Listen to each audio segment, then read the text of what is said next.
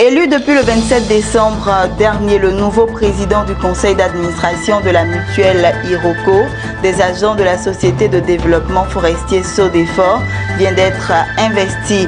Nous en parlerons dans ce journal. Et puis, renforcement des capacités à la police nationale, la troisième vague des coordonnateurs régionaux et centraux a achevé sa formation. Bonsoir à tous et bienvenue à ce temps d'information. Je vous le disais en titre, le nouveau président du conseil d'administration de la mutuelle Iroko, des agents de la société de développement forestier Sodefort, Alain Blé Bitignon, c'est son nom, a été élu le 27 décembre dernier par ses pairs. Le nouveau PCA a été investi vendredi par le ministre ivoirien des Eaux et Forêts, Alain Richard Donwayi, au cours d'une cérémonie. Max Soubi pour les détails. Solennellement, à remplir fidèlement mes fonctions de président du conseil d'administration de la mutuelle Iroko des agents de la Sodefort. Cette prestation de serment et ce baptême font de lui le nouveau président de la mutuelle Iroko des agents de la société de développement forestier Sodefort. Élu le 27 décembre dernier par ses pairs, Alain Blé Bitignon devient ainsi le troisième président du conseil d'administration de cette mutuelle depuis sa création.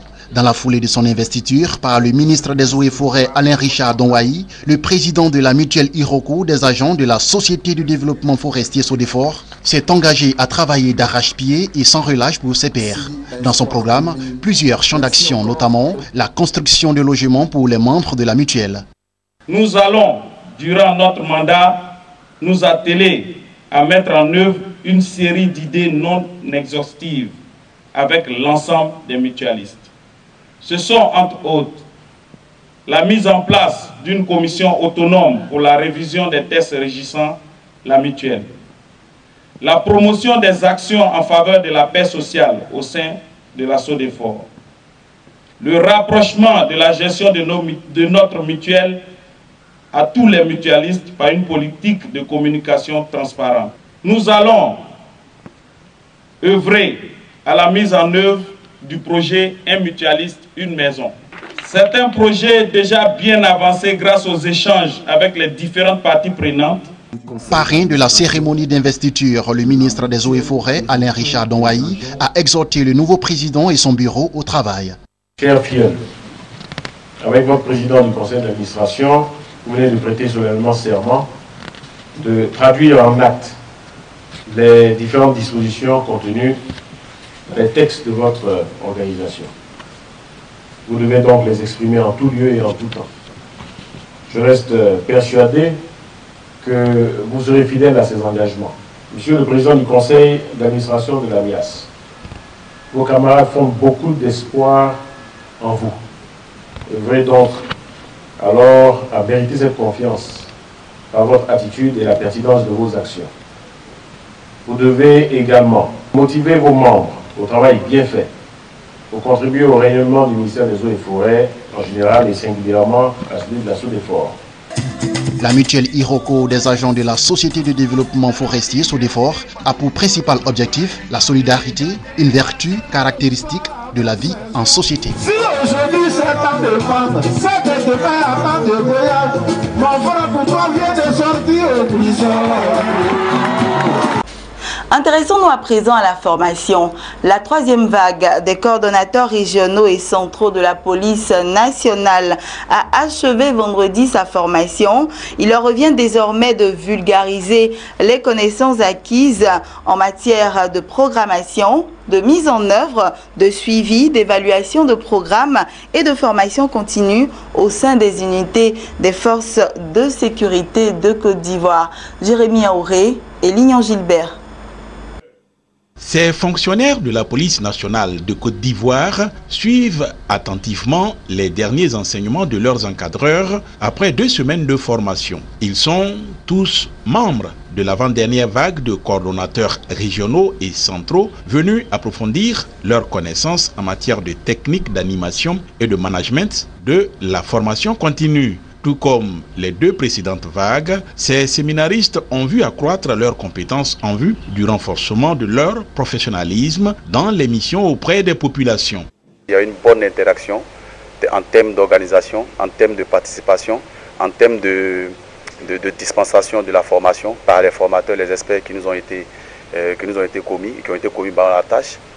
Et on a été formés sur des choses essentielles. Les coordonnateurs seront chargés de mettre en œuvre des plans de formation dans leurs différentes régions. Venant de Daloa, déjà le lundi, nous allons commencer une action de formation. Et cette formation va nous permettre de pouvoir mettre en pratique tout ce que nous avons appris ici. La sécurité que nous mettons en œuvre est destinée aux populations que nous devons rassurer. Alors, la formation d'ingénierie, de formateurs, les coordonnateurs que nous sommes désormais des observateurs de la qualité de service que la police met à la disposition de la population.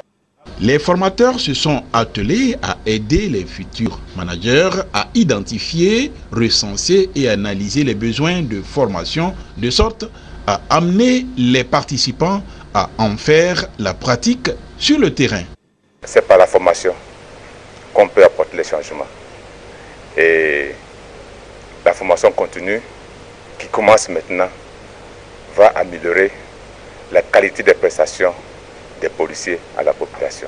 Ils sont aujourd'hui au nombre de 61. Il y a la dernière vague qui vient la semaine prochaine qui va s'ajouter. Nous en aurons 80.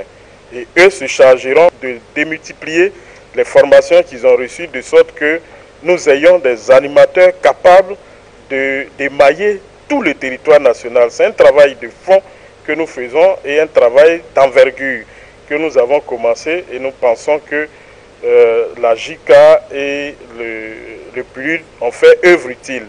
Au total, une centaine de fonctionnaires de la police aguerris dans le cadre de cette formation des coordonnateurs régionaux et centraux pour décentraliser le management de la formation continue grâce au programme des Nations Unies pour le développement, PNUD, et de ses partenaires, notamment l'Agence japonaise de coopération internationale, JICA. Ce projet mis en œuvre depuis 2016 s'achève en mars 2019. Restons toujours dans le domaine de la formation, mais cette fois-ci, rendons-nous à San Pedro. 250 acteurs du secteur éducation-formation ont vu leurs capacités renforcées. Civisme et engagement pour tous, pour une école de qualité, c'est le thème de cette deuxième édition de renforcement de capacité. Il s'agit d'accroître la compétence et l'expérience de tous les acteurs qui interviennent directement à la définition et à l'animation du système éducatif dans la région de San Pedro. Ils étaient 250 participants, tous acteurs du secteur éducation-formation de San Pedro, à prendre part à cette deuxième édition de renforcement des capacités. L'initiative est de la DREN de San Pedro. L'objectif visé par le séminaire est d'accroître la compétence et l'expérience de tous les acteurs qui interviennent directement à la définition et à l'animation du système éducatif dans la région de San Pedro. Un objectif qui s'inscrit dans le cadre des recommandations du ministre de l'Éducation nationale adressées à la communauté éducative lors de la réunion de rentrée de septembre 2017, d'où le thème de cette deuxième édition, civisme et engagement pour tous pour une école de qualité. J'ai beaucoup appris sur le civisme, j'ai beaucoup appris sur les communications qui ont été données. J'avoue que le directeur régional apporte un plus à l'éducation nationale par ces séminaires chaque année. Nous allons apporter un plus dans nos différentes écoles. Nous allons enseigner ça à nos élèves. Je crois que ce séminaire est le bienvenu. Les acteurs de l'école se sont accordés qu'une école de qualité est celle dans laquelle le niveau moyen d'acquisition des élèves est élevé en référence aux objectifs d'apprentissage fixés et où les disparités des acquis entre les élèves sont faibles. Les acteurs du système éducation-formation ont appelé de tous leurs vœux à l'institutionnalisation des séminaires de renforcement des capacités à San Pedro. voilà, c'était le reportage de notre correspondant sur place, Abel Kwao, commenté par Mon Désir Nascimento Odifini. On poursuit toujours ce journal.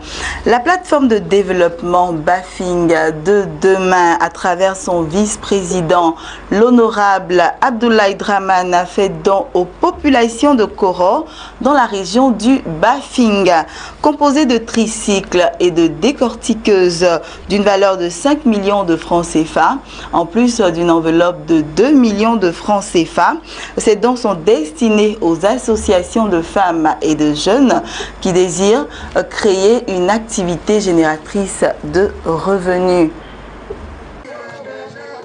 L'honorable Abdou Dramane Bakayoko, vice-président de la plateforme de développement Bafing de demain, et par ailleurs conseiller du ministre-gouverneur du district d'Abidjan, Robert Begermambe, était le week-end dernier en tournée dans les villages de la sous-préfecture de Koro avec une forte délégation composée des membres du bureau de la plateforme de développement Bafing de demain, tout fils de la région. Le vice-président de la plateforme est allé faire des dons aux associations des femmes et des jeunes de 2 tricycles et de 2 décortiqueuses d'une valeur de 5 millions de francs CFA et d'une somme de 200 000 francs CFA pour le démarrage de leurs activités. Au nom du PCA de la structure, le préfet Ograd Konaté Diakaridia est par ailleurs directeur général de l'ONI. Le vice-président, l'honorable Bakayoko Abdou Dramane, a demandé aux bénéficiaires des dons d'en faire bon usage. Il est à retenir que les actions religieuses ont toujours constitué une priorité pour les responsables de la plateforme Bafing de demain. C'est pourquoi l'on a constaté qu'au nombre des dons, il y avait une contribution de 2 millions de francs CFA pour la construction de la mosquée du village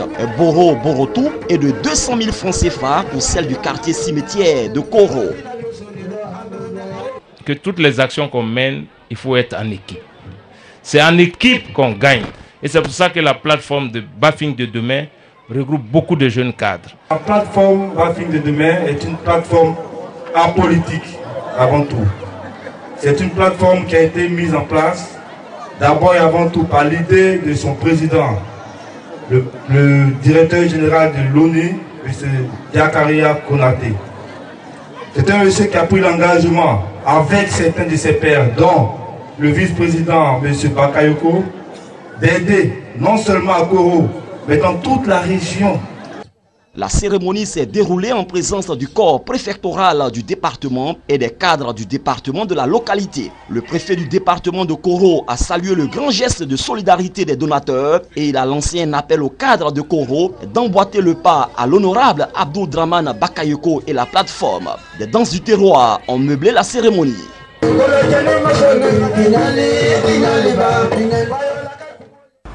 Un reportage de Diomandé Swalio Kader, commenté par Hervé Blagnon. On termine avec cette information. Sachez que la Tunisie a près de 4 millions de dinars, plus de 166 millions de dollars du Fonds arabe pour le développement économique et social afin de développer le secteur de l'enseignement primaire. Il faut retenir que ce financement devrait permettre la construction de 50 nouvelles écoles et l'extension de 2000 autres. C'est ici que nous mettons un point final à ce temps d'information. Bonne suite de programme sur Business 24 Africa.